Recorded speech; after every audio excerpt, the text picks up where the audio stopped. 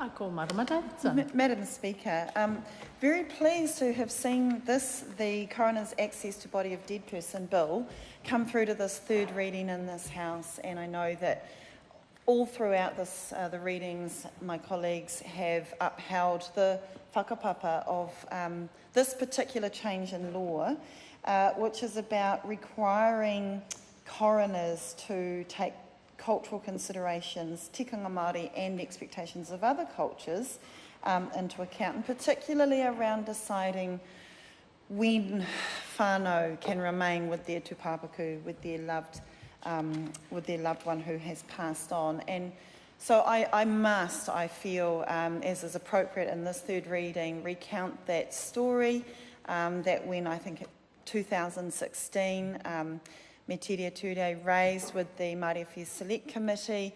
The problem, the issue is that not enough consideration, many stories from decades actually and from all around the country of things going wrong for whānau at a time where stress is at its high point when people have lost their loved one, and the exchanges between agencies and between organisations, a wide cross-section, whether it's coroners or police or hospitals, undertakers and so on, where those exchanges with that whānau in extreme grief and stress become harmed by the process and add further injury to already pain. And Me Tere Ture raised it in Māori Affairs Select Committee. Can we look into this?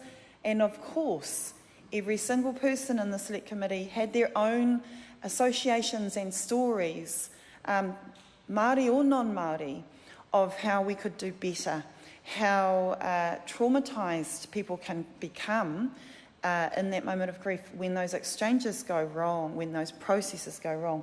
So the inquiry was born and carried through over a couple of select committees actually, and into this present select committee where I acknowledge our chair Reno Tere Kātene, and all the members of both previous, but I actually do want to say their names again, the previous Parliament Select Committee, Chester Burrows, Nook Korako, of course, as Chair, Pita Paraone, Joe Hayes, Marama Fox, myself, because there was a clear agreement that we would take this inquiry through. Everyone had their experiences from all different backgrounds. I remember Mr. Chester Burrows, from his police background, having seen firsthand again and again and again and again where it could go wrong and how it could improve. So we took this through, and the recommendations are one of them that came out of the report and the inquiry,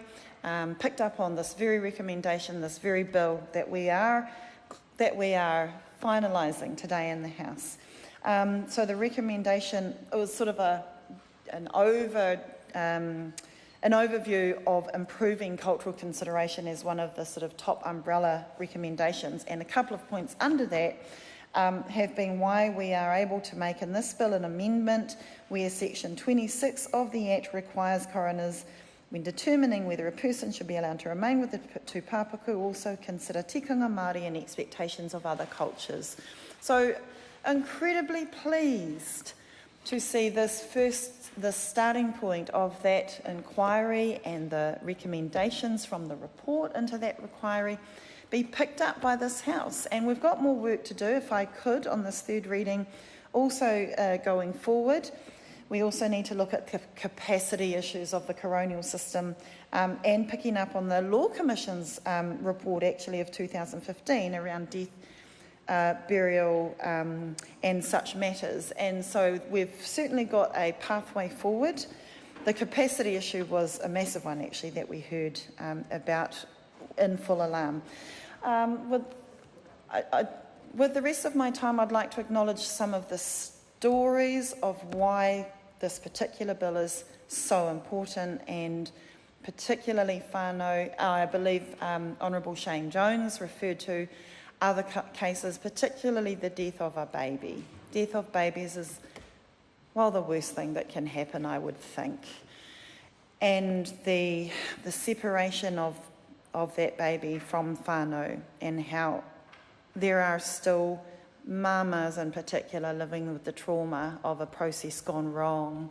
I'm being very general because that's not my story, it's the people who gave it to me, it's their story, but I do want to refer to it as a general example without making it, without stealing their story from them, but for the purposes of this bill, really wanting to go back to the core of why this is so incredibly important, and that we at least can also raise awareness.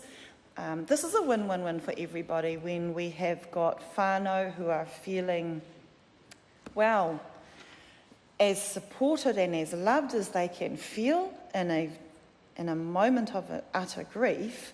That is going to also improve the interactions across all agencies and personnel at the time of death. And so a coroner being able to show some leadership in taking tikanga Māori into account is going to really help that. People just want to be able to grieve how they want. They want to be able to preserve their tikanga, whatever their tikanga is, and we have an obligation and a duty to allow that care approach to happen. And we also understand the benefits of that and being able to help whānau through that process. So just really acknowledging the whakapapa, the baton that I received from Me Tiria Tūrei and the Māori Affairs Select Committee work and support on this inquiry, the bill and the Minister Andrew Little having the good sense to pick up that particular recommendation, bringing it through the House, which in my mind is a commitment that we've got more work to do, that this is a fantastic starting point. I look forward to when whānau can just deal with their grief and not any other injury that happens upon them from shoddy processes, when whānau can simply be left to do the job of grieving and are supported as much as possible through the coronial process in that situation. So without anything further, Madam Speaker, thank you very much for the opportunity to assist this bill to its place in our law books today. Kia ora. I call Chris Pink. Thank you, Madam Speaker, for the opportunity to join others on both sides of the House in commending the coroners.